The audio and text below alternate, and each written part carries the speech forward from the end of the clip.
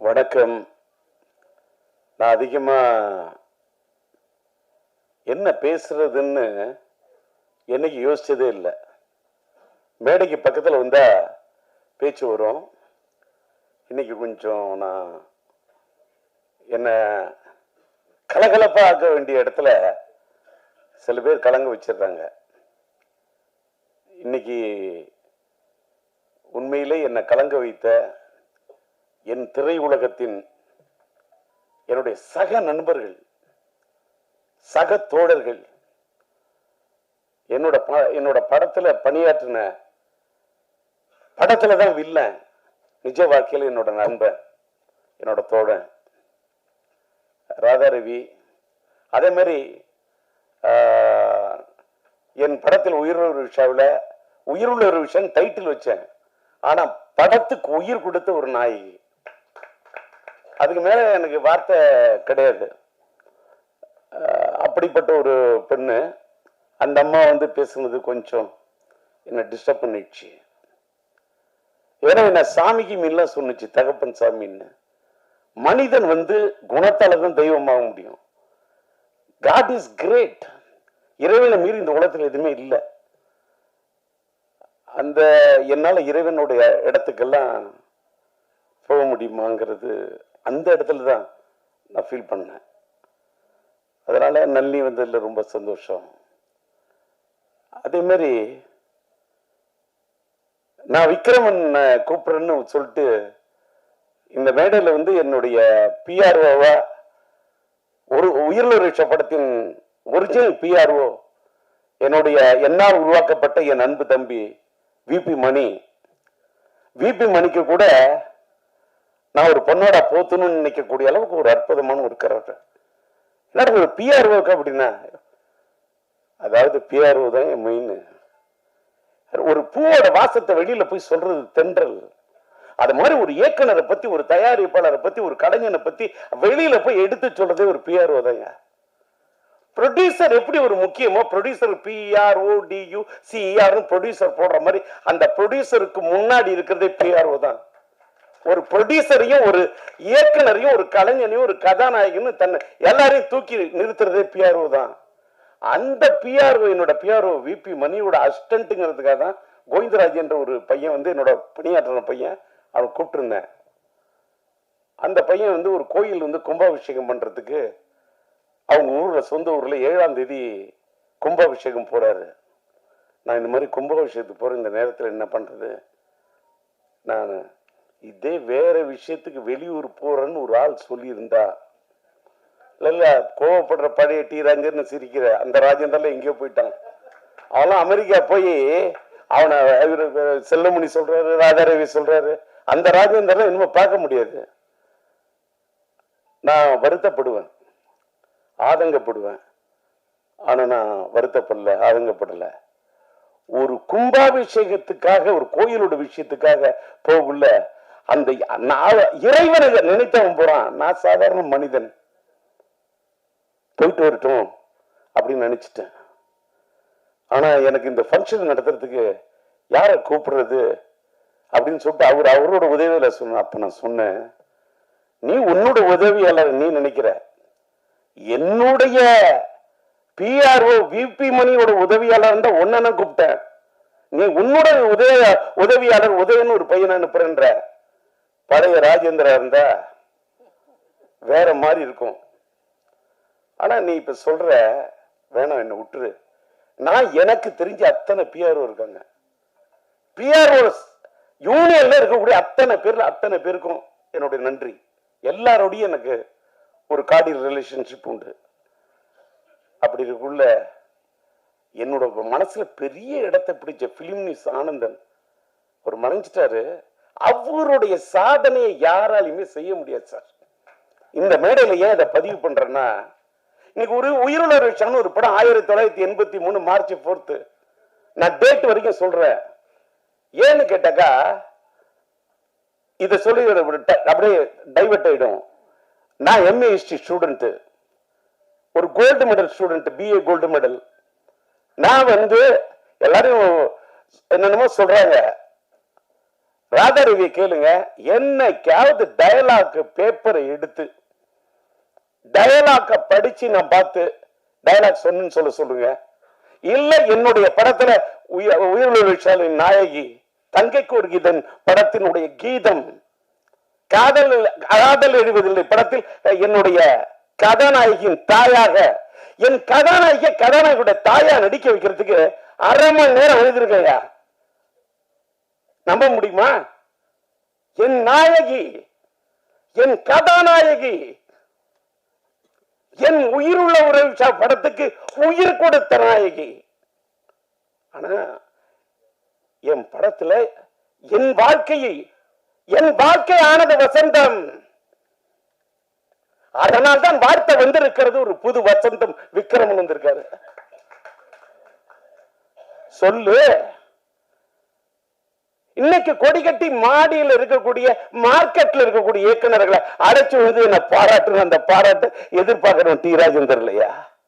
என்னுடைய இது குழந்தை பாடும் தாளாட்ட சீராட்டி பாராட்டி தாளாட்டக்கூடிய ஒரு விக்ரமனையும் பார்க்கிற, ஒரு செல்வமணியை பார்க்கிற, என்னுடைய கலைப்புலி தானுவை பார்த்த, அவங்கெல்லாம் வெளியிலிருந்து வந்தவங்க.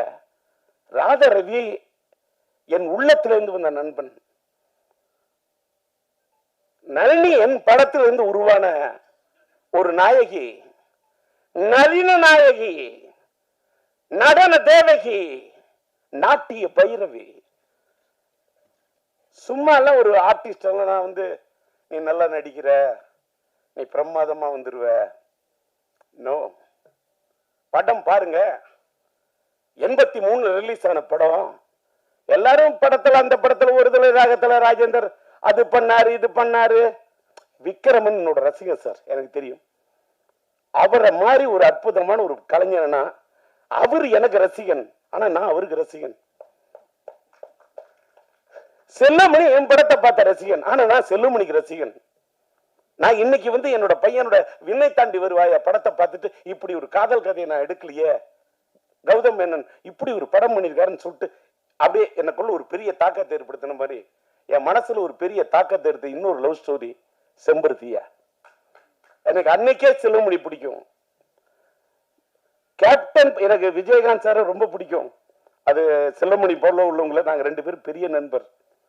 நான் இங்க கலைப்புலி தானி சொல்றார, அத நம்ம விஜயகாந்த் சாருக்கு வந்து நான் மியூசிக் பண்றேன்னு பாடல்கள் எழுதி இசையமைக்கணும்னு சொன்னேன். அந்த படத்துக்கு நான் இசையமைச்சதுக்கு காரணம் தானு கிடையாதியா, படத்தின் தயாரிப்பாளர் தானு. ஆனா விஜயகாந்த் சொல்றாரு, எனக்கு ராஜேந்தர் வேணும், எனக்கு ராஜேந்தரோட பாட்டு வேணும், என்னோட ராஜேந்தருடைய அந்த மியூசிக் எனக்கு வேணும், நான் அதுல ஆடணும், நான் பாடணும் அப்படின்னு என்ன நேசிச்ச ஒரு கலைஞன், ஒரு கேப்டன். நாங்க 2 பேரும் நண்பன். எப்பயுமே ரொம்ப நட்பு இருக்க கூடாது. அது கண்ணடி பட்ட மாதிரி கல்லடி முள்ளடியில் கூட தப்பு எல்லாம் கண்ணடியில் பார்த்தோம்னா எங்க 2 பேருக்கு அப்படி ஒரு நட்பு இருந்தது. அது ராதாரவிக்கு தெரியும். விஜயகாந்துக்காக வச்சக்கூறி தப்பாது, இந்த புலி தோக்காது அப்படின்னு இந்த பாட்டு வரிய பாடுற தானுக்கு சந்தோஷம். அதை விட விஜயகாந்த் என்ன கட்டி பிடிச்சு தூக்கிட்டாரு. யாரா ஒரு ஒரு கலைஞன் நடிகன்லாம் என்பதை விட ரசிகனா இருக்கிறவங்க தான். இன்னைக்கு நான் டி ராஜேந்தர் ஒரு பெரிய கலைஞன் எல்லாம் சொல்றாங்க. நான் பெரிய கலைஞன் என்பதை விட நான் ரசிகங்க, நான் அற்புதமான ரசிகன். ராதாரவியை பிடிக்கிறத விட நான் வந்து மறைந்து விட்ட நடிகவேல் எம்.ஆர். ராதாவுடைய பெரிய ரசிகன். நான் பேசும்போதே, அதாவது காதல் சுகுமார கேட்டு பாருங்க, இல்ல சிங்கிள் பசங்களை என்னோட பணியாற்றின ராவணனை கேட்டு பாருங்க, இல்ல நளினியை கேட்டு பாருங்க. அவரு ராதாரவி சொல்றாரு, அவரு பேசுனா பாதி பேச்சு வெட்டி பேச்சுன்னு. நான் அவரு பேசு வெட்டி பேச்சு, என் பேச்சு வெட்டு ஒண்ணு துண்டு பேச்சு. டி ராஜேந்தர் வெட்டி பேச்சு இருக்காத, வெட்டி பேசுற பேச்சு இருக்கும். யாராவது பேசுன கட்டக்கு கட்டக்கு கட்டக்கு கட்டக்கு மட்டக்குன்னு எடுத்து எழுதி வச்சு படிக்கிறதும் பழக்கமே இல்லை. அப்படி பேசக்கூடிய எனக்கு இந்த படம், நான் உயிரிழந்த படத்தை வந்து ரீரிலீஸ் பண்ணோன்னு இன்னைக்கு இருக்கக்கூடியவர்கள் எல்லாம், இருக்கக்கூடிய டைரக்டர்ஸ் எல்லாம் கூப்பிட்டு எனக்கு அந்த மார்க்கெட் என்னக்கெல்லாம் இனிமேல்கள் வெளிச்சம் போட்டு அவங்க வெளிச்சம் போட்டு இவங்க வெளிச்சம் போட்டு எனக்கு பேரு புகழு பூமாலை பாமாலை இதெல்லாம் நான் விரும்புற இடத்துல இல்ல. அதெல்லாம் நான் தாண்டிட்டேன். நான் எல்லா ஸ்டேஜையும் பார்த்துட்டேன். அதை நான் செல்லுமணியை வச்சுட்டே சொல்லக்கூடாது. செல்லுமணி சொல்ற 15 நிமிஷம் தான் ரோஜாவுக்கா பேசுறேன்னு. வேற எதுக்கா போய் ரோஜாவுக்கா பேசுனேன்? என்னுடைய சொன்னால் தான் காதலா கதாபாத்திரத்துக்கு உயிர் கொடுத்த ஒரு நாயகி, உயிரை குடிச்ச நினைச்ச பொண்ணு சார். இன்னைக்கு சொல்ற உயிரில் ஒரு விஷயத்துக்கு என் படத்துக்கு உயிரை கொடுத்து நினைச்சது. நான் எடுத்த க்ளோஸ்அப் நான் ஒண்ணு சொன்னா யாரும் நம்ப முடியாது.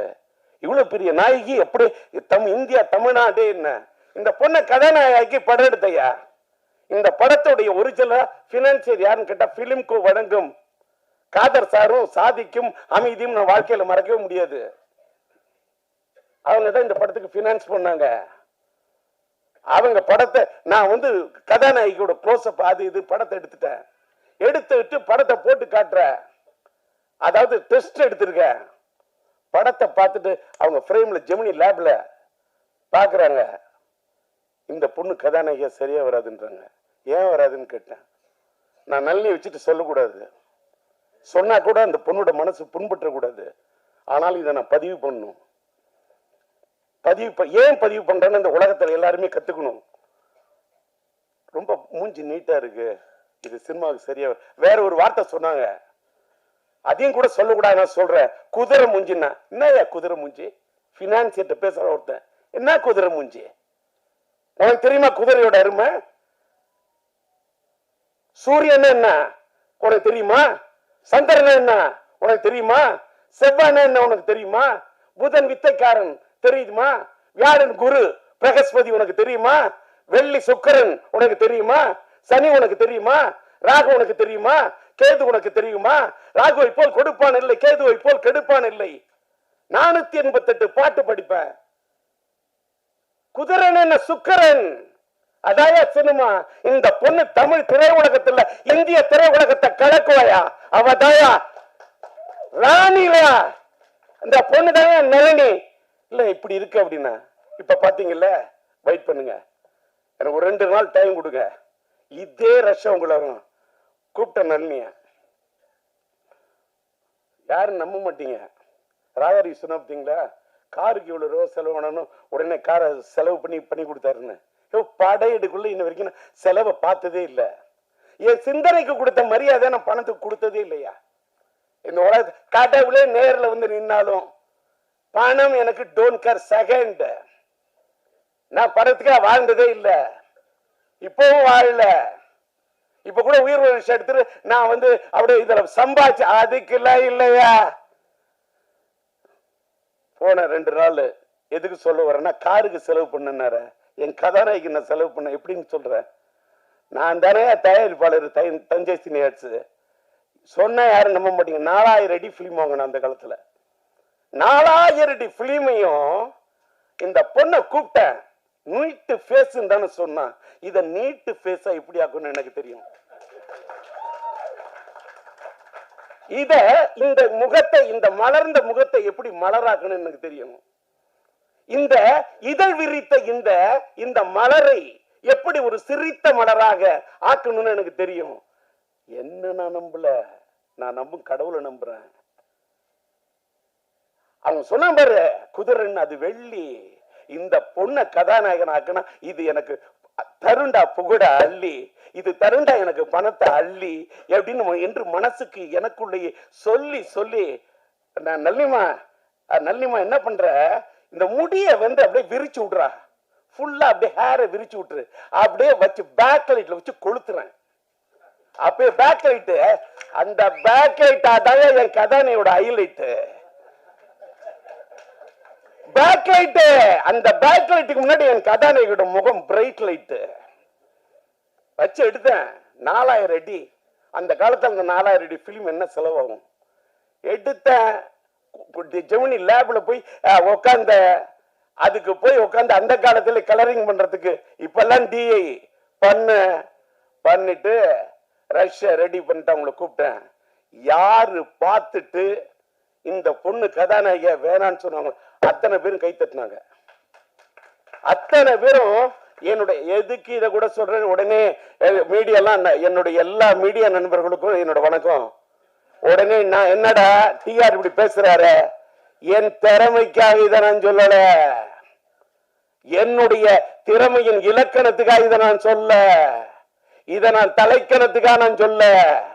இந்த உலகத்துல ஒண்ணு நீங்க தெரிஞ்சுக்கணும், வாழ்க்கையில யாரு எப்ப எப்படி வருவாங்க, கீழே இருக்கிறவங்க மேல வருவாங்க, மேல இருக்கிறவங்க கீழே போவாங்கிறது ஆண்டவனுக்கு மட்டும்தான் தெரியும். அடுத்த எவனுக்குமே தெரியாது. படம் எடுத்தவனுக்கு கூட தெரியாது. ஒரு படம் வெற்றியா இல்லையான்னு படம் எடுக்கிறவனுக்கு தெரியாதியா. படம் பார்க்கக்கூடிய ரசிகனுக்கு மட்டும்தான் தெரியும். ஏன்னு கேட்டா அந்த படம் பார்க்கக்கூடிய ரசிகன் மனசுக்குள்ள இருக்கிறவன் படைச்ச இறைவன் யா. அதனாலதான் மக்கள் தீர்ப்பே மகேசன் தீர்ப்புன்னு சொன்னான். ஓட்டு குத்துறது கூட ஓட்டு போடுற வரைக்கும் ஓட்டு யாரு யாருக்கு போடுவோன்னு யாருக்குமே தெரியாது. ஓட்டு போடுறவன கை முடிவு பண்றது கிடையாது. ஓட்டை டிசைட் பண்றது கை இல்லையா, கடவுள். அந்த விதி, அன்னைக்கு இருக்கக்கூடிய அந்த மதி, அன்னைக்கு இருக்கக்கூடிய அந்த கதி. விதி என்று சொன்னால் விதி, மதி என்று சொன்னால் சந்திரன், கதி என்று சொன்னால் கதிரவன். இது மூணு டிசைட் பண்ணும். எதற்காக இதை சொல்கிறேன் என்று சொன்னால், என் கதாநாயகி அன்றைக்கு நான் இப்படி செலக்ட் பண்ணணும்னு அத்தனை பேர் அசந்தாங்க. அந்த செலக்ஷனை பார்த்து நாடே அசந்தது. அதான் உயிர்லுரிஷ தமிழ் அப்படி பேர் ஹிட்டு. தெலுங்குல பிரேம சாகரம், காதல் சமுத்திரம் 2 வருஷம் தமிழ்நாட்டு மக்கள் என்ன ஆமோதிச்சாங்க, ஒத்துக்கிற. அதை தாண்டி அந்த ஆந்திரா மக்கள், தெலுங்கு ஆடியன்ஸ், தெலுங்கு கூட నాకు బాగా తెలుసు, తెలుగంటే எனக்கு బాగా ఇష్టం. 2 வருஷம் ஒரு படம். அந்த ஊர் வெற்றி விழாவுக்கு விஜயவாடா போறோம், 1 ஏரியா. அந்த மக்களை தூக்கத்துல நினைச்சா கூட எனக்கு மக்களா தெரியாது, தெய்வமா தெரியும். ஆந்திரா ஆடியன்ஸ் எனக்கு இப்ப கூட இது வந்து நான் நிறைய இதுல சொல்லுவேன், யாராலையும் புரிஞ்சுக்க முடியாது. நான் இப்ப கோயிலுக்கெல்லாம் போறதில்லை, நான் எந்த குளத்துக்கும் போறதில்லை, எந்த ஸ்தலத்துக்கும் போறதில்லை. ஏன்னா நான் இப்ப உள்ளம் பெருங்கோயில், ஊனுடம்பாளையம், வள்ளல் பிரானாருக்கு, வாய் கோபுரவாசல், தெல்லத்தெளிந்தோருக்கு, சீவனை சிவலிங்கம், கள்ளப்புலனைந்தும் காளாமணி ஒளி விளக்கே அப்படின்ற உள்ளத்தான் தெய்வம் இருக்கான்னு அருட்பெரும் ஜோதி தனிப்பெருங்கருணை வள்ளலார் வழிக்கு போயிட்டேன். உட்கார்ந்த இடத்துல கண்ணை மூடுறேன், மூணு அப்படியே தியானிக்கிறேன். எனக்கு எதை பத்தியுமே கவலை இல்லை. என்ன அமெரிக்கா போன என்ன பாடி பறந்து வருதுன்னு எழுதிட்டான். விமானம் தாண்டா பறந்து வரும், பாடி எப்படிதான் பறந்து வரும். அதெல்லாம் இதெல்லாம் இப்ப என்ன கேட்டா, நம்ம மறைந்த பிறகு நமக்கு என்னென்ன மலர் மாலை வைப்பாங்க, நமக்கு என்னென்ன பண்ணுவாங்க, நமக்கு சவப்பட்டி எப்படி தயார் பண்ணுவாங்கன்னு. படப்பொட்டி தயார் பண்ண எனக்கு உயிரோடு இருக்குள்ளே சவப்பொட்டி தயார் பண்ண உலகம் அது. இதை விட வார்த்தையே இல்லை. படப்பொட்டி தயார் பண்ண எனக்கு, நான் சம்பாதிச்ச பணத்தெல்லாம் பணப்பொட்டியில் கொண்டு வச்சதே இல்லையா. மேக்சிமம் படப்பொட்டியில் தான் போடுவேன். இன்னைக்கு என் ஃப்ரெண்ட் பாக்குற நான் என்ன சம்பாதிச்சிருக்கேன். இப்ப இங்க எல்லாம் எல்லாரும் பழைய படத்தெல்லாம் பத்தி பேசுறாங்க. இந்த பழைய படத்தை ரெக்கார்டிங் பண்ணி மியூசிக் பண்ணுங்கிறதுக்கு 38 நாள் பாட்டை செதுக்கிருக்கையா. 38 நாள் பாட்டை அதே டியூனு, அதே அண்ணன் மறைந்து விட்ட பாலண்ண வாய்ஸ், மறைந்து விட்ட அண்ணன் சங்கீத சாம்ராட் டிஎம்எஸ் அண்ணன் வாய்ஸ், அதே நம்முடைய மலேசிய வாசுதேவன் வாய்ஸ். அந்த வைகை காத்துக்கு எனக்கு உயிர் கொடுத்த அண்ணன் ஜேசுதாஸ். வாழ்க்கையில லவ் ஃபெயிலியர் என்னால தேவதாசியும் மறக்க முடியாது, அண்ணன் ஜேசுதாசியும் மறக்க முடியாது. அவர் மேல எனக்கு அப்படி ஒரு, அதுக்கு என்ன வார்த்தை சொல்றது, ஒரு தாளாத மயக்கம். அவர் மேல எனக்கு ஒரு தாளாத ஒரு இது. ஏன் தெரியுமா, எவ்வளவு பெரிய ஞானி, எவ்வளவு பெரிய சங்கீத ஒரு ஒரு பெரிய சங்கீத சாம்ராஜ்யத்தை கட்டி போட்ட ஒரு மனிதன். அதாவது அவருடைய பாட்டை இந்தியில கேட்டுக்கொண்டு அந்த கோரி தேர அந்த பாட்டெல்லாம் கேட்டா ஒரு 100 தடவை கேட்பேன். அந்த அவரை நான் பாட வைக்கிறது என்பது ஒருதலை ரகத்திலே அவர் பாட வைக்கணும் உருகி போய் காத்துக்கிட்டு இருந்த ஒரு டேட்டு கிடைக்கல. அதுக்காக தான் ஜெயச்சந்திரன் பாட வச்சேன். கடவுள் வாழும் கோயில்ல கற்பூர தீபம். அவர் இந்த வைகை கரை காத்திருப்ப. நான் ஒரு சின்ன பையன், அவரோட வயசுக்கு முன்னாடி, அவரோட அறிவுக்கு முன்னாடி, அவரோட ஞானத்துக்கு முன்னாடி என்னோட இசை ஞானம் சும்மா. நான் சொல்லக்கூடிய அந்த ராகத்தை, அந்த வரிகளை அண்ணன் சொன்னாரு பாருங்க, இரு அழகா சொல்றாரு. விக்ரமன் சொன்னாரு, திருக்கோவில் வாசல் அது திறக்கவில்லை, தெருக்கோடி பூஜை அது நடக்கவில்லை, தேவதையை காண்பதற்கு வழி இல்லை. இது இப்படிலாம் வரி. கூண்டுக்குள்ளே அலைமோதும் காதல் கிளி அவள் பாவம், இப்படிலாம் வரும். காதலில் வாழும் கன்னி மனம் காவலில் வாடையில் கன்னி விடும். அங்க கன்னி மனம் 2 சுழி இன்னு, அந்த காவலில் வாடையில் கன்னி விடும் அங்கேயே 2 சுழி இன்னு. ஆனா மீனிங் வேற. என்னோட படத்தோட எல்லா பாட்டையும் கேளியா, பாட்டோட வரிக்கு மீனிங் சொல்ற, எப்படி சொல்ற, அதை பார்த்துட்டு எடுத்து வச்சுட்டு இன்னைக்கு அதை பேசுறவங்களுக்கு எல்லாம் அத்தனை லட்சம் வியூஸ் கிடைக்குது, அத்தனை மில்லியன் வியூஸ் கிடைக்குது. எனக்கு அப்ப என்ன வியூஸ் கிடைக்கணும்? நான் இப்ப வியூஸையும் நம்புறதில்ல, நியூஸையும் நம்புறதில்ல. லைஃப் மாறிடுச்சு. என்னமேலுக்கா இந்த பேரு புகழ் இது எல்லாத்தையும் எடுத்துட்டு போனா எங்க போக முடியும்? மேலோகத்துக்கு போகும்போது எந்த பேரும் வராது, புகழும் வராது, எதுவுமே வராது. நம்ம சேர்த்து வச்ச புண்ணியம் தான் வரும். இன்னைக்கு நான் சேர்த்து வச்ச புண்ணியம் தான் என் பையன் சிம்பு. நான் இன்னைக்கும் பேசுறேன் இத்தனை தெம்பு, அதுக்கு காரணம் என் பையன் சிம்பு. யாரு வேணாலும் என் மேல விட்டு பார்க்கட்டுமா அம்பு, யாரு வேணுமாலும் பண்ணி பார்க்கட்டுமா வம்பு, யாரு வேணுமாலும் சிம்பு சீவி பார்க்கட்டுமா கொம்பு, இல்ல முற்றத்துக்கு கொண்டு வரட்டுமா கொம்பு. என்கிட்ட இருக்குது தெம்பு, காரணம் நான் பெத்த புள்ள சிம்பு. விட்டாது பாயிர அம்பு. நான் சொல்றது நம்பு. எங்க ஏத்தனை எங்க இறக்கணும் அப்படின்னு டயலாக் அடுத்தவங்க எழுதி கொடுத்த டயலாக் பேசுறோம். டிஆர் இல்ல, நான் சொந்தமா பேசுவேன். தெலுங்கு பேசுவேன், तेलुगु बागा तेलुसु, हिंदी थोड़ा थोड़ा मालूम है, हिंदी में बात कर सकता हूँ, हिंदी में बात करने के लिए कोशिश कर रहा हूँ, हिंदी ला पाडुवें, हिंदी ला पेसुवें, हिंदी ला पाडुवें, तालतोड़ पाडुवें, ஞானத்தோட பாடுவேன். இது தலைக்கண இல்ல. யாரை கம்பேர் பண்ண? சிங்காரவேலி என் நண்பன் சிங்காரவேலன் டைமண்ட் பாமோ அந்த அம்மா கவிதா பேசணும். அந்த அம்மா பேசிட்டியா? அந்த அம்மாவுடைய அந்த தமிழ் என்ன கேட்டா அந்த பொண்ணு தஞ்சாவூர் பொண்ணு, தஞ்சாவூர் பொண்ணு வந்து தஞ்சை சீனியர்ஸுக்கு படத்துக்கு பேசாம எந்த படத்துக்கு பேசும் போயிட்டு வந்துட்டேன். ஒரே டயலாக். அந்த பொண்ணு பின்னாடி இன்னைக்கு சிரிக்குதா இல்ல இவர் தப்பா சொல்றாரான்னு எனக்கு தெரியாது, அதை பத்தி கவலை கிடையாது. அந்த அம்மா தஞ்சாவூர்னு நினைக்கிறேன்னா ஓகே பாருங்க. தினமலர் அது அது ஒரு பத்திரிகையில வேலை செய்யக்கூடிய காலகட்டத்தில் அந்த அம்மா என்னோட ஊர் எதுன்னு சொன்ன ஒரு 4 கேள்வி தஞ்சாவூர்னு சொன்னுச்சு. ஒரு 4 கேள்வி கூட கேட்டுக்கொண்டேன். எனக்கு என் ஊர்னா ரொம்ப பைத்தியம். என் ஊர்னா எனக்கு அது மேல ஒரு பெரிய இது. என் தஞ்சை அவன் தன்னோட பேரை யாரு வைப்பான்? தன்னுடைய கம்பெனிக்கு பேர் வந்து தான் பேரை வச்சுப்பான். நான் என்னோட தஞ்சை மாவட்டத்துக்கு தஞ்சை சீனியர்ஸ்னு பேர் வச்சேன். அப்புறமா என் பையன் பிறந்தோன்னு சிம்பு சீனியர்ஸ்னு வச்சேன். அது வேற விஷயம். ஏன்னா அந்த தஞ்சையை பிடிச்ச மாதிரி தஞ்சை என் நெஞ்சுக்குள்ள இருக்கு, சிம்பு என் நெஞ்சுக்குள்ள இருக்கான். என் பையன் சிலம்பு இருக்கானா அவனோட ஷார்ட் நேம் சிம்பு, அதனால சிம்பு சீனியர்ஸ்னு வச்சேன். அதனால எதுக்கு சொல்ல வரேன், எல்லாருக்கும் அவன் ஊரு மேல அவனோட இடத்து. என்னோட அண்ணாமலை இது உலகத்துல எனக்கு எந்த இடம் பிடிக்குதோ இல்லையோ, சிதம்பரம் நடராஜர் பிடிக்கிறதுக்கு மாதிரி நான் படிச்ச அண்ணாமலை யூனிவர்சிட்டிக்கு அந்த சிதம்பரம் தான். நீங்க ஒண்ணு சொல்றேன், நான் கோயில்லாம் போய் கையெடுத்து கும்பிடுறதை விட என் திரையரங்குகளை பார்த்தா நான் கையெடுத்து கும்பிடுவேன். ஏன் தெரியுமா? திரையரங்குன்னா என்னோட வாழ்க்கையில கோயில்.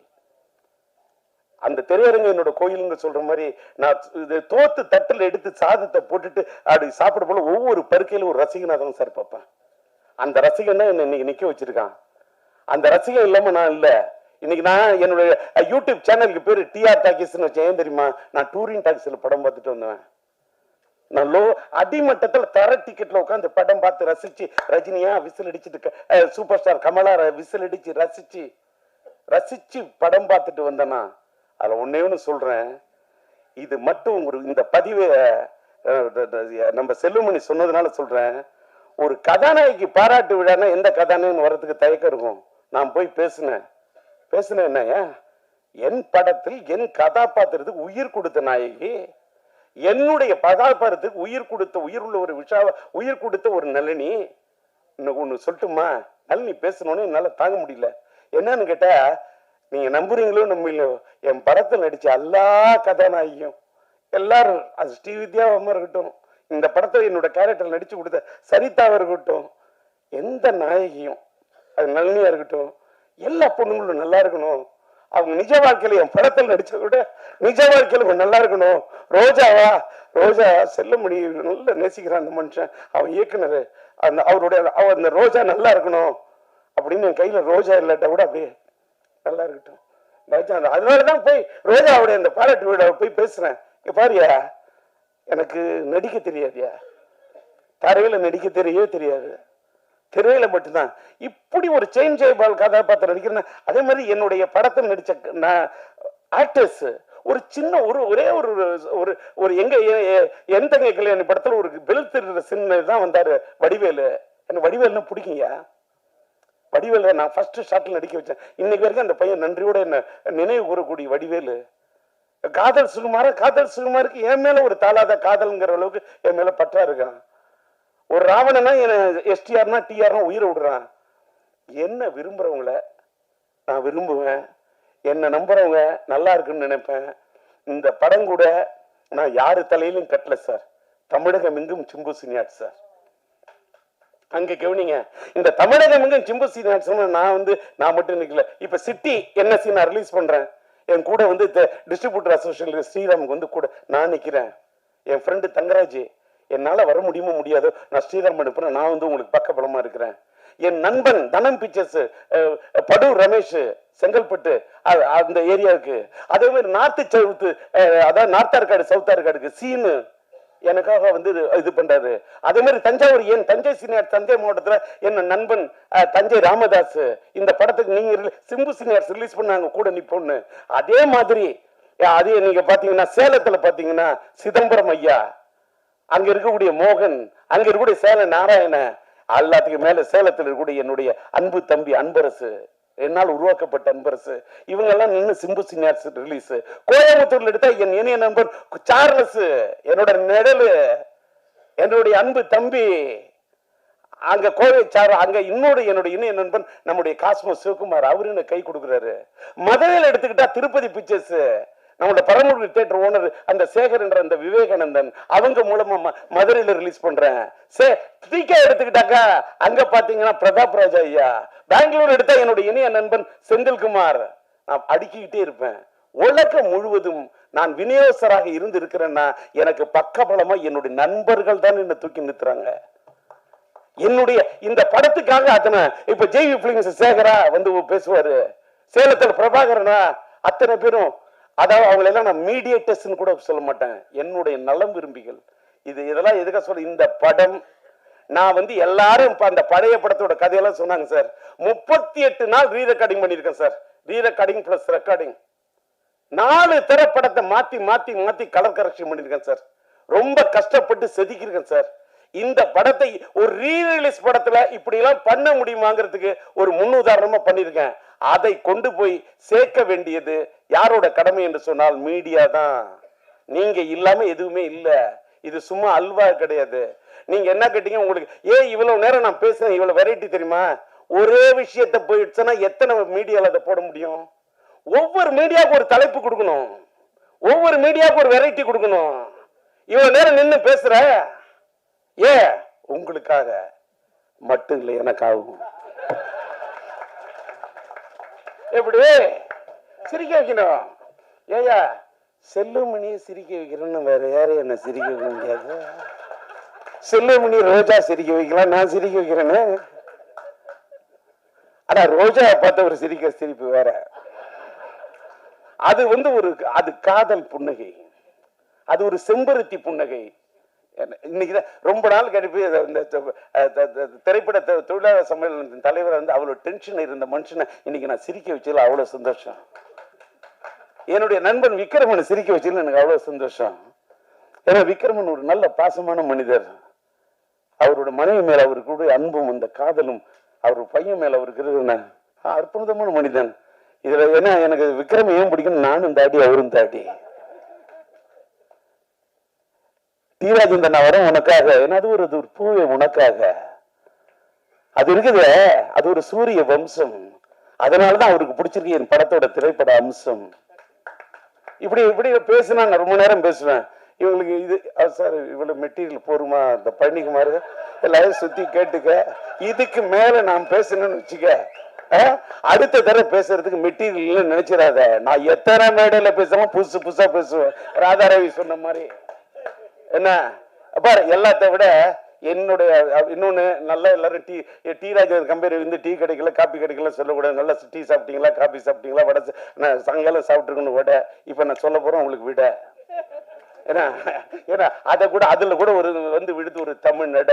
காரணம் டிஆர்எட் இருக்கிறது ஒரு தமிழ் மடை. இதுக்கு மேல நான் விரிக்கிறதா இல்ல கடை. நன்றி வணக்கம். பட்டுமா வந்திருக்கும் பத்திரிகையாளர் நண்பர்களுக்கும் யூடியூபர்ஸ் அவர்களுக்கும், ஏன்னா நான் இன்னைக்கு வாழ்ந்துட்டு இருக்கேன்னா அது முக்கிய காரணம் அவங்க தான். ஏன்னா அவங்க தான் அக்கப்புறம் எழுதுவாங்க. எழுதினாலும் பரவாயில்ல, நல்லா இருப்பேன் நான். ஏன்னா அவங்க எழுதணும், என்னை பற்றி ஏதோ ஒன்று எழுதணும். புரியுது உங்களுக்கு? இப்போ காந்தியை பற்றி பேசும்போதெல்லாம் கோட்ஸை பற்றி பேசுகிறாங்கல்ல, அது மாதிரி தான். அது தவறு கிடையாது. இருந்தாலும் நல்ல நண்பர்கள். அண்டு சகோதரர் தானம் அவர்கள் என்னுடைய சகோதரன். அவர் நாங்கள் எப்பவுமே சண்டை நிறைய சண்டை போட்டிருக்கோம். நிறைய வாட்டி சண்டை போட்டிருக்கோம். நிறைய தடவை அதை பற்றி கவலைப்படுறதில்லை, ஒற்றுமையாக போயிட்டே இருக்கோம். அதான் ஆச்சரியமாக இருக்கு. அவர் வீட்டு ஃபங்க்ஷனாக இருந்தாலும் சரி, என் வீட்டு ஃபங்க்ஷனாக இருந்தாலும் சரி, அவர் வந்து கலந்துக்கிட்டு நானும் வந்து கலந்துக்குவேன். அதே மாதிரி சகோதரர் செல்வமணியெல்லாம் ஏன் மறக்க முடியாதுன்னா, இன்னைக்கு ராதாரவி நிற்கிறான்னா அதுக்கெல்லாம் ஒரு காரணம் வந்து செல்வமணி அவர்களும் இருக்கிறார்கள். ஏன்னா அவருடைய படம் செம்பருத்தி போய் நடிக்கிறேன்னு போது தான் எனக்கு ஹார்ட் ப்ராப்ளம் வந்தது. அப்போ வீட்டில் படுத்துருந்தேன். அப்போ அந்த 3 மாதமும் அவர் வெயிட்டிங். எதுக்கு? செம்பருத்திக்கு நான் வந்து நடிக்கணும். அதுக்காக வெயிட் பண்ணி என்னை நடிக்க வச்சார். அது ஒரு பெரிய ஒரு ராசியாச்சு. எதுக்குன்னா எனக்கு தங்கச்சியாக நடித்தது அதில் ரோஜா, இதில் வந்து நம்ம நளினிமா, என் தங்கச்சி உயிர் உள்ள ஒரு விஷால. அதனால் அவங்க எல்லாமே பெரிய பெரிய ஹிட்டாகி பெரிய ஆளுங்களாக இருக்கும்போது கூட இன்னைக்கு வரைக்கும் அதே மரியாதை அதே இது அன்பு செலுத்திட்டு இருக்காங்க. அவர்களுக்கு என்னுடைய வணக்கங்களை கூறி, சகோதரர் அவரை பற்றி சொல்ல தரவில்லை. அவர் இயக்குனர் என்னை வந்து சென்னை காதல்னு ஒரு படத்தில் நடிக்க வச்சார். நான் அவ்வளோவா கேட்கல அவர்கிட்ட போய் வாய்ப்பு. ஏன்னா டைரக்டர்கிட்ட எப்பயும் நான் வாய்ப்பு கேட்டுருவேன். ஏன்னா இல்லை அடுத்த படத்தில் நான் பிரமாதமான ஒரு வேஷம் செய்யவே முடியாது. சும்மா சொல்லுவாங்க, அவங்க இருக்கிற பிஸியில் நம்ம மறந்துடுவாங்க. அதனால் அப்பப்போ நான் அட்டெண்டன்ஸ் போட்டுக்கிட்டே இருப்பேன். இவங்ககிட்ட டைரக்டர்கிட்டையும் ப்ரொடியூசர்கிட்டையும் அட்டெண்டன்ஸ் இருக்கும். டிஆர்கிட்ட கவலை இல்லை. ஏன்னா அவர் தான் ஆளினால் அழகுராஜா. அதனால் அவருக்கு எந்த ஏரியாவில் கேட்டாலும் அவருக்கு கவலை இல்லை. அவர் எப்பயுமே என்னை கூப்பிட்டு உயிர் உள்ள வரை உஷா வரும்போது நாங்கள் சொல்லியிருக்கேன், பேட்டியில் சொல்லியிருக்கேன், என்னை கெடுத்தவர் டி ராஜேந்திரன். ஏன் என்ன கெடுத்தாருன்னா 8 வருஷமாக எனக்கு படம் இல்லை. லா காலேஜ் படிச்சுக்கிட்டு இருந்தேன். கொஞ்சம் கொஞ்சம் ஒரு 2 படம் ஒரு படம் அப்படி நடிச்சுக்கிட்டு இருப்பேன். அப்போ டிஆர் சார் வந்து எனக்கு வந்து அமெரிக்காவில் எங்கள் அக்கா இருக்கிறதுனால என்னை கூப்பிட்டுட்டு இவருக்கு எழுதி போடுற ஓஹியோவில் ஒரு ஆளை கேட்டிருக்காரு டைரக்டராக வரும்னா அப்படின்னு கூட எழுதி போட்டேன். ஓஹியோவில் அவர் இருக்கார், ட்ரெஸ்பாஸ் அவென்யூ. அவர் பேர் மிஸ்டர் ராவ், இந்தியன். உடனே நான் எம்ஆர் சனன்னு உடனே ஒத்துக்கிட்டாரு. ஆனால் அந்த பதிலை சொல்கிறதுக்கு மட்டும் 2 வருஷம் எடுத்துக்கிட்டார். அதுக்குள்ளேயும் பார்த்தா உயிர் உள்ள ஒரு விஷயம் உள்ளே வந்துச்சு. இவர் என்னை கூப்பிட்டு அறிமுகப்படுத்தினது பெரிய அளவில் போய் எல்லா படத்துலையும் நான் தான் வில்லன். கெடுக்கிறதுக்கு ரைட்டான ஆள் யாருன்னா ராதா ரவின்ற அளவுகளை கொண்டாண்டார். அதனால் என்னை வந்து ஊருக்கு போகாமல் தடுத்ததும் டிஆர் அவர்கள் தான். இல்லைன்னா நம்ம ஒழுங்காக போயிருப்பேன், அமெரிக்கா போயிருப்பேன்னு வச்சுக்கோங்க. ஆனால் அமெரிக்கா போயிருந்தால் இப்போ உங்களெல்லாம் சந்திக்க முடியுமா, உங்கள் பேர் எடுக்க முடியுமா? இந்த ஊரில் நான் பேர் எடுத்துருக்க முடியாது. இந்த பேரில் எடுத்ததுக்கு காரணம் வந்து டிஆர் அவர்கள் தான். இப்போ கூட நான் அந்த பார்த்துக்கிட்டே இருக்கும்போது தானு சார் சொன்னார், பேசும்போது இது வந்துடும். அப்புறமா டைரக்டர் சொன்னார், எனக்கு பேசும்போது அழ வந்துடும்னு. நான் உண்மையிலே பார்க்கும்போது எனக்கு அழ வந்துருச்சு. எப்படிப்பட்ட படம், எப்பேற்பட்ட படம் பா! உயிர் உள்ள ஒரு உஷா. இவரை பார்க்கறதுக்கு நான் அப்போ சாந்தி விகார் பக்கத்தில் எங்கேயோ ஒரு ஃப்ளாட்டில் இருந்தார் சார், கங்கா அப்பார்ட்மெண்ட்ஸ். அங்கே இருந்தார். மேம் போனேன் வாயா அப்படி சொல்லிட்டு டோரை அவருக்கு எதுவும் கிடைக்கூடாது, டோர் கீரெலாம் உடனே தட்டுவார். டக் டக் டக் டக்குன்னு போட்டார். என்னன்னு பார்த்தா இவங்க கல்யாணம் பண்ணிக்கு போகிறாங்க உஷா. அவங்க வந்து வெளிநாட்டுக்கு போயிருக்காங்க ஒரு ப்ரோக்ராமுக்கு. உடனே எனக்கு பாடி காமிச்சார். இந்த உயிர் உள்ள ஒரு சில ஒரு பாட்டை பாடினார். வைகை கரை காற்றேனில்லைன்னு பாடினார். அப்படி யாரும் பார்த்து என்னடா இந்த மனுஷன் நின்ன இடத்துல தட்டுறாரு, நின்ன இடத்துல பாடுறாரு, எப்படிடா இது இப்படி ஒரு மனுஷன்னா என்ன? அப்போ பார்த்தேன். இப்போவும் 40 வருஷமா இதே மாதிரி தான் இருக்காரு. அதுதான் அவர்கிட்ட இருக்கிற ஒரு பெரிய. நான் எப்போ தம்பியை கூட பார்த்து சொல்லுவேன், நான் பிள்ளைய பார்த்து சொல்லுவேன். அவன் எனக்கு ஒரு மகன் மாதிரி அவர் நான் எப்பவுமே பார்த்து சொல்லுவேன், என்ன தான் சொல்லு, அந்த டிஆர் மாதிரி நீ வர முடியாது. அப்படிப்பட்ட ஒரு ஆளப்ப. ஆனால் எல்லாமே அவர் பிறந்த பிள்ளைங்க பூரா எல்லாமே கலை அம்சம் கொண்டது. ஏன்னா இந்த பிளட் உச்சி முடியிலேருந்து கால் வரைக்கும் கலை தான் அவருக்கு லைஃப். போய் இப்படி நிற்க முடியாது. என்னென்னா இப்போ கொஞ்சம் நேரங்கள்லாம் பார்க்க ஆரம்பிச்சிட்டாரு. அது வேற, அதை பற்றி நமக்கு ஒன்றும் கவலை இல்லாது. என்னென்னா இவரை நம்பி நான் வீட்டுக்கு போயிட்டேன். நான் எப்பயும் அடிக்கடி வீட்டுக்கு போவேன். அப்போ சிவாஜி அப்பா வீடு பக்கத்தில் இருந்தார். அங்கே போனோம்னா மேலே நின்றுட்டு இருந்துட்டு, மேலே தானே இருக்காரு, நான் டிஆர் எப்படி இருக்கீங்க அப்படி செஞ்சுட்டார். அப்படி செய்கிறாரு, பேசக்கூட மாட்டுறாரு, அளவு சொல்ல மாட்டுறாரு. அந்த கோவம் எனக்கு. உடனே என்னை கூப்பிட்டு ஒரு அம்மா வந்து உங்களை உள்ளே உட்கார சொன்னாங்க. நான் இப்போ ஆஃபீஸ் ரூம் அந்த பக்கம் ரைட் சைடு உள்ளே உட்காந்துருந்தேன். வந்தார். இல்லையா இந்த டைமில் உனக்கு பேசக்கூடாது உன்னோட, அதுக்காக தான் நான் பேசலை. இதை முதல்ல தெரிஞ்சிருக்கலாம்ல எனக்கு. அவர்கிட்ட கோச்சுக்கவும் முடியாது. அவர் சொல்றது பூரா செய்யறது பூரா எல்லாமே நல்லது. என்னென்னா அவருடைய இன்னொரு படத்தில் நடித்த நானும் நளினியும் ஜோடி. அப்போ அதில் நான் சென்ட்ரல் மினிஸ்டராக நடித்தேன். காதல் அது ஹைதராபாத்தில் எடுக்கிறோம். என்ன ஒரு லாபம்னா டெய்லி ஒரு கோழி அவுட்டு ரெடியாக இருப்போம். நாங்கள் இன்னைக்கு என்ன கோழி ஃப்ரை பண்ணிட்டியா அப்படி சொல்லுவோம். எங்களுக்கு தெரியும் எப்படி ஒரு டெய்லி ஒரு கோழி உண்டு. அது ஒரு எல்லாருக்கும் கொடுக்கறதுல அவ்வளோ அன்பானவர். இப்போ கூட சொன்னார், அவருக்கு எழுதி வச்ச வசனம்னு தான சார் சொன்னாங்க. நான் பார்த்ததில்லை இப்படி ஒரு மனுஷனை, நான் பார்த்ததே இல்லை.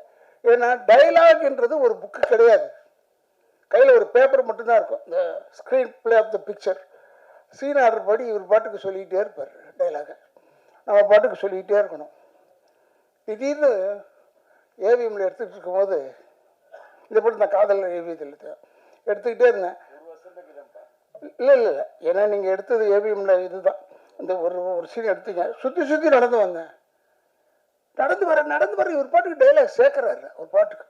நானும் விடாமல் அப்படியே நடந்து பேசிக்கிட்டே இருந்தேன். அப்போ திடீர்னு ஒருத்தன் எட்டி பார்த்துட்டான் அங்கேருந்து. யார் அதை எட்டி பார்த்ததுன்னு நாங்கள் பேசிக்கிட்டு இருந்ததான் இவர் உடனே யார் எங்கடா அப்படி வந்தார். உன்னை இப்படி பார்த்தாரு. பார்த்துட்டு சரி அவன் இந்த வீட்டு வேலைக்காரன் கதையை வச்சுக்க, எவனாலையும் செய்ய முடியாது. அவன் நல்ல நேரம் பாரு, இந்த வீட்டு வேலைக்காரன் ஆகிட்டான். அவன் ஓடியே போயிட்டான், அடுத்த தெருவுக்கு ஓடி போயிட்டான். ஒரு கத்துல அது மாதிரி ஒரு ஒரு ஒரு அழகான ஒரு விஷயங்கள் அவர்கிட்ட நிறைய இருக்கு. அவர் எப்பவுமே இன்வால்வ் ஆகிடுவார்.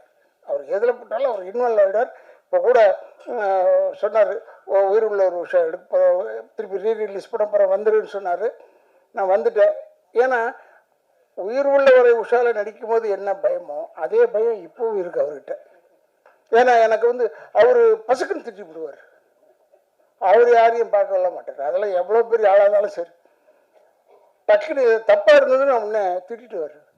ஏன்னா இவர் வந்து அவங்க அம்மா மேலே எனக்கு இவர் மேலே ரொம்ப பெரிய வந்தது காரணம், தஞ்சாவூரில் இந்த உயிர் உள்ள ஒரு ஷோ நடத்திக்கிட்டு இருந்தோம். அப்போ அவங்க அம்மா வந்தாங்க, டிஆருடைய அம்மா. எவ்வளோ மரியாதை கொடுத்தாரு என் அம்மா. நான்லாம் தாய்னாலே நான் வீக்னஸ்ஸு எனக்கு. அப்புறம் இவர் பயங்கரமாக அவங்க அம்மாவுக்கு மரியாதை கொடுத்து கூப்பிட்றது என்னப்போ எவ்வளோ பெரிய டிஆர் அவனை அவங்க அம்மாவுக்கு எவ்வளோ பெரிய ஒரு மரியாதை கொடுக்குறாருன்னு எனக்கு ரொம்ப. அதுலேருந்து அவர் கூப்பிட்றாருன்னு உடனே நேராக போயிடுவேன். அதுக்கப்புறம் தான் மற்றது எல்லாமே. அந்தளவுக்கு ஒரு நல்ல மனிதன். அவர் டைலாக் எழுத மாட்டாரு, ஆனால் பேசிக்கிட்டே இருப்பார். இந்த சீனில் வந்தது அந்த சீனில் வராதுன்றது வேறு, இந்த படத்தில் வந்தது அந்த படத்தில் வராது. அந்த டேலண்ட் வந்து வேற யாருக்குமே கிடையாது. நான் பார்த்த வரைக்கும், நான் பார்த்த நடிகர்கள் வரைக்கும் இல்லை. ஏறத்தாழ ஒரு 42 வருஷம் ஆயிடுச்சு இந்த படம் வந்து. 40 கிழிஞ்சது போ, 83 போயிட்டு அடிச்சிருக்கோம் இப்படி. ஆனால் அப்பா 40 இயர்ஸ் 2 இயர்ஸுக்கு அப்புறமா இன்னும் அதே மாதிரி இருக்கிற மனுஷன் டச் அவுட் அப்படியே இருக்கணும். டிஆர் நல்லா இருக்கணும். எங்களெல்லாம் வளர்த்து விட்டு அழகு பார்த்துட்டார். எல்லாரையும் வளர்த்து விட்டு அழகு பார்த்தார். உயிர் உள்ள ஒரு உஷா முடிகிறதுக்குள்ளே சௌகரியம் வீட்டில் ஷூட்டிங்கு அங்கே முடிகிறதுக்குள்ளே இந்த பஞ்சாயத்து பண்ணி என்னால் டயர்டாயிட்டேன். தனியாக சிரிக்கிறா பாருங்க நல்லே, டெய்லி பஞ்சாயத்து. இவர் அப்போ இன்னும் இளமை வேறு இருக்க, 40 வருஷத்துக்கு 42 வருஷம் பின்னாடினா எவ்வளோ பெரிய இளமை செய்வார். இன்னும் இது வந்து நான் முடியாது, ஏன்னா இதுவும் கோகாரி அப்படி நம்ம கெஞ்சி இல்லைம்மா இல்லைம்மா அது வந்து அது அப்படிதான் சொல்லிக்கிட்டே இருப்பேன். அப்படி கெஞ்சி டெய்லி பஞ்சாயத்து. அப்படி இருந்து படம் முடிச்சு படம் ரிலீஸ் ஆகி ஓடுது. அசந்துட்டோம். என்ன அதே கல்பனா ஹவுஸில் என்ன இவர் சார் வந்து அந்த பைக்கில் சுற்றி வருவேன். அப்போ இவர் செயின் ஜெயபாலா நடிக்கிறார். அந்த வீட்டில் அவர் அவுட் சின்ன கேட் இருக்குது, அதில் தான் இவர் இருப்பார். கதவு திறப்பார். உசிலமணின்னு வந்தார். அவர் வந்து யார் அது அப்படி கதவு தட்டினார். இவரு டடாக்கு திறந்தாரு பாருங்க, ஜகான் சொன்னார். ஒன்றும் இருந்தாலும் உண்மையில சொல்கிறேன், இவர் உசிலமணி ஓடுறாரு. ஏங்கன்னா இல்லை அவர் ஜகான் சொன்னார். அவர் ஜகான் சொன்னது என்னன்னா அவருடைய ஒரு எக்ஸ்பிரஷன் ஆஃப் ஸ்பீச். அது ஜகான் சொல்றது. நீ எதுக்கு இல்லை ஜகான்னா ஹிந்தியில் ஓடுன்னு அர்த்தம். அதான் பின்னாடி போயிட்டு தம்பின்னு சொன்னார். ஆனால் சிரிக்கிற அது இல்லைங்க. நைட்டில் இத்தனைக்கும் நைட்டில் இது நடக்குது. அது மாதிரி ஒரு அற்புதமான நிகழ்ச்சிகள் நிறைய இருந்தது. அவர் வேணும்னே அதை செய்கிறது இல்லை. அவர் அப்படிதான் அது உள்ள இன்வால்வ் ஆயிட்டாருன்னா அவர் சுற்றி இருக்கிறது என்னன்னே தெரியாது. அந்த அளவுக்கு ஒரு அற்புதமான மனிதன், நல்ல மனிதன், நல்ல இதயம் கொண்டவர். அவர் இப்போ எங்களை வந்து என்ன வந்து சொல்லியிருக்காரு, அடுத்த படத்தில் ஏதோ நடிகன்னு ஒரு படத்தில் சொல்லியிருக்காரு. நான் நடிக்கிறேங்கன்னு சொல்லிட்டேனே ஒழிய இன்னைக்கு வரைக்கும் திக்குன்னு இருக்கவில்லை. இவரோட போய் நடிக்கணும்னா என்ன கண்டிஷனில் போகணும், என்ன மாதிரி போகணும். ஏன்னா இப்போ நமக்கு ஏஜ் ஆகிடுச்சு. எனக்கு 72 ஆகிடுச்சா. இப்போ போயிட்டு இந்த மாதிரி இளமையாக சரி எப்படியோ ஒன்று நான் மொல்லம்மா நல்லிட்டம்மா கேட்டேன். நல்லம்மா நீ இருக்கிற அந்த படத்தில் அண்ணா நான் இருக்கிறேண்ணே. அண்ணோட அப்பாடா 2 பேர் ஆச்சு கணக்கில். அப்போ இது திட்டு வாங்கத்துக்கு 2 பேர் இருக்கும், போதும்ப்பா அது போதும் என்று சொல்லி இப்படி ஒரு மனிதனை நப்பா. எத்தனை டைரக்டர்ஸ், எல்லா டைரக்டர்ஸ் செல்வமணியோடலாம் மாஞ்சி ஒர்க் பண்ணியிருக்கேன், நிறைய படம் பண்ணியிருக்கேன். இருந்தால் கூட அந்த செல்வமணிலாம் அந்த சாஃப்ட் இதாக பேசுவார்.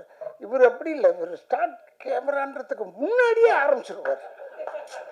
நம்ம எங்கே போய் ஸ்டார்ட் பண்ணுறது எங்கே எண்டு பண்ணுறதுனே தெரியாது நமக்கு. அந்தளவுக்கு கொண்டாந்து விட்டுருவார்.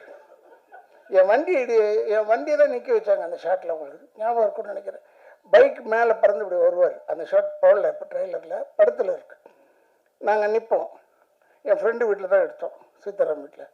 இப்படி பைக் எடுத்துகிட்டு பறந்து டூப்பு தான் வந்து என் வண்டி இடிச்சிட்டான் பின்னாடி வீல்ல. இடிச்சு அந்த ஃப்ரேம் ஆஃப் த அம்பாசிடர் கொஞ்சம் மாறி போச்சு. உடனே நான் இவர்கிட்ட போய் சொன்னேன், டிஆர் இப்படி பாருங்க இப்படி பண்ணிட்டேன்னு.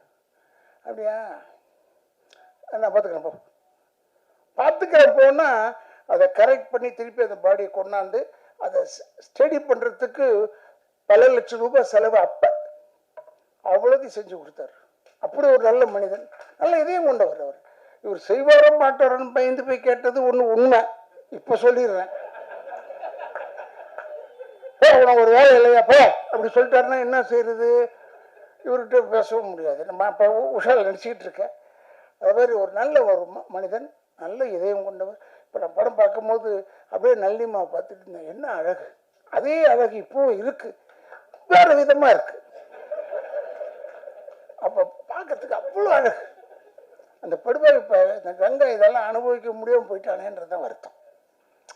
ரொம்ப ஒரு கங்காலாம் நான் வந்து சாமி ஞானச்சேரி சாமிகளை போய் பார்க்கறதுக்கு போகும்போது கங்காலாம் க்யூவில் சரி பண்ணிக்கிட்டு இருப்பான்.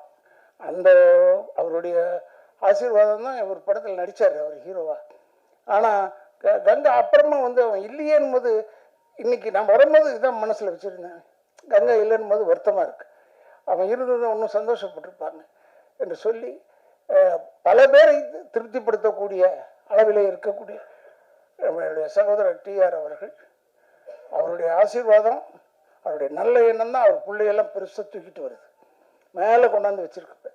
சில பேர் என்ன கேட்டாங்க, ஃபங்க்ஷனில் கூட கேட்டாங்க, இந்த ஃபங்க்ஷனில் இன்னொரு ஃபங்க்ஷன் வெளிநாடு ஃபங்க்ஷன் ஒன்று பேசிக்கிட்டு இருக்கும்போது, சார் இவர் வருவாரா யாருங்க, எஸ்டிஆரா அவரை கூப்பிட்டு என்ன செய்ய போகிறாரு? இல்லை அவர் வந்தார்னா செம்ம கலெக்ஷன் ஆகும் சார். அதுக்காகவா? என்னால் அந்த வேலைலாம் கிடையாது, எனக்கு அந்த வேலைலாம் கிடையாது. ஏன்னா நான் நேராக போய் டிஆர்கிட்ட தான் பேச தெரியும். டிஆர் வந்து அவர் ரூமில் உட்கார்ந்துருக்கிறதே ஒரு கலை அம்சம் கொண்டது ஒரு விஷயம். நான் பெருமைக்காக சொல்ல, கலை அம்சம் எல்லா ஏரியாலையும் கலை அம்சத்தோடு தான் இருப்பார் அவர்.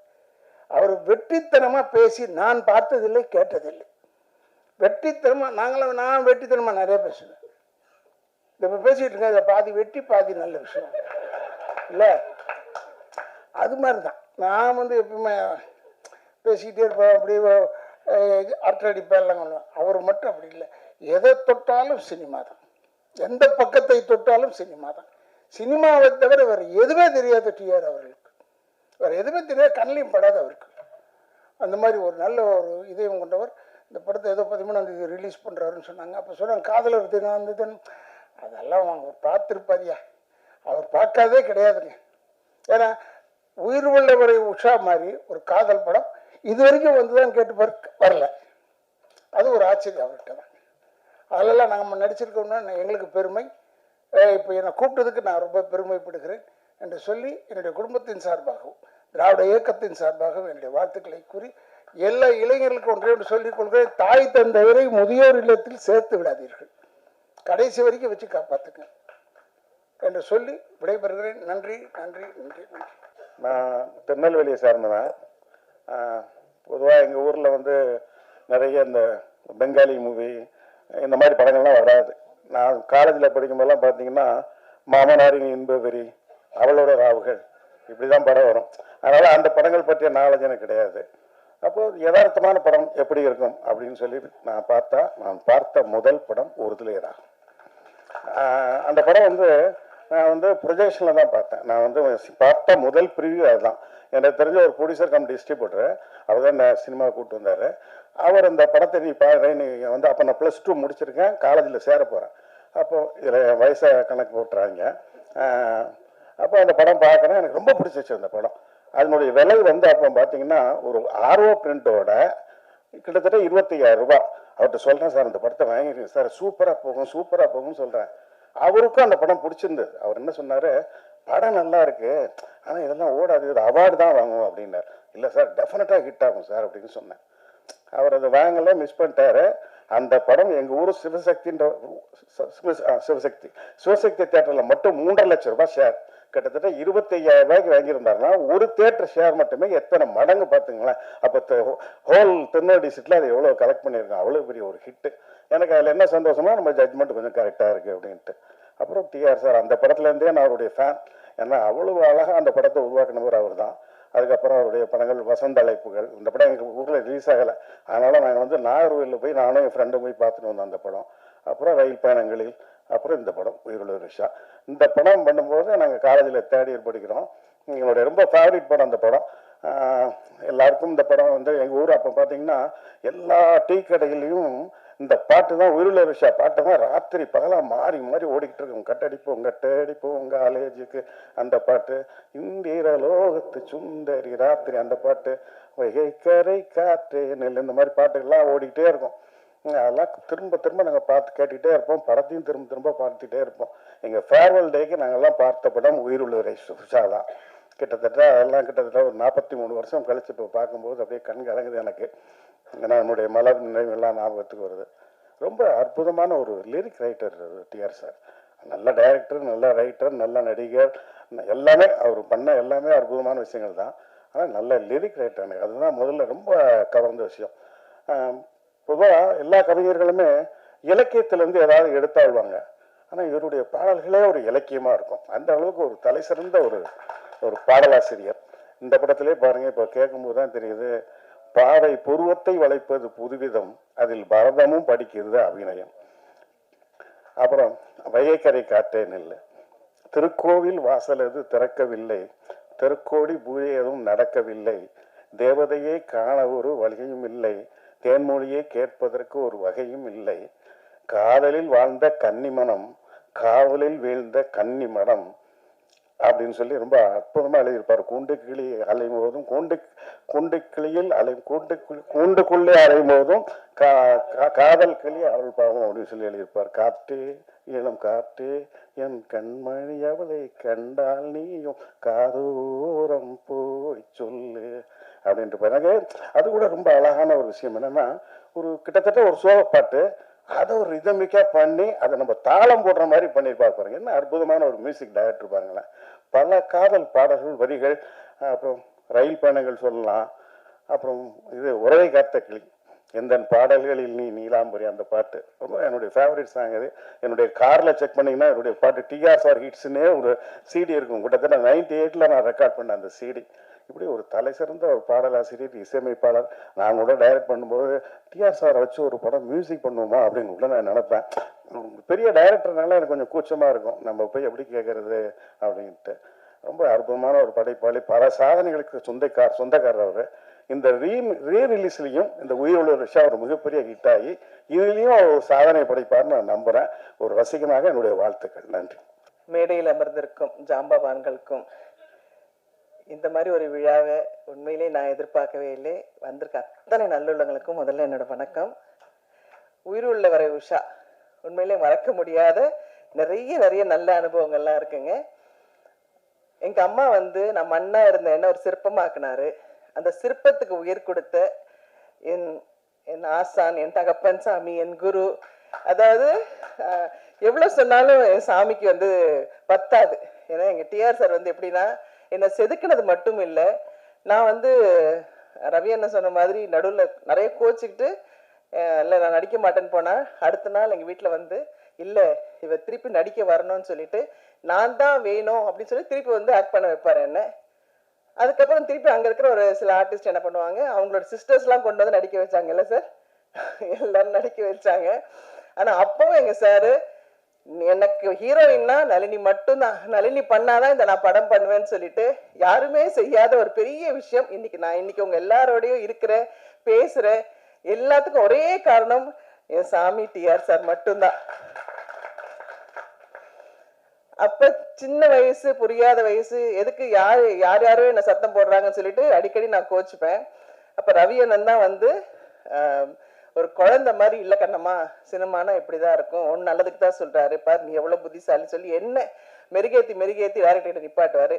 எங்க டைரக்டருக்கு எதுக்கு என்ன பிடிக்கும்னா, நான் வேற எந்த டிஸ்டர்பன்ஸ் இல்லை, எங்க டைரக்டர் என்ன சொன்னாலும், மேல இருந்து கீழே விழ சொன்னாலும் ஏன் என்னன்னு கேட்க மாட்டேன், விழுவேன். அவர் எவ்வளவு டைலாக் சொன்னாலும் அவர் வாயை பார்த்துட்டே அதே மாதிரி பேசுவேன். அதே மாதிரி 24 மணி நேரம் அவர் நடிக்க சொன்னாலும் அவருக்கு பேக்கப் சொல்றதே பிடிக்காது. சூரியன் வந்தாலும் வரலன்னாலும் நடிச்சுக்கிட்டே இருக்க சொன்னாலும் நடிச்சுக்கிட்டே இருப்பேன்.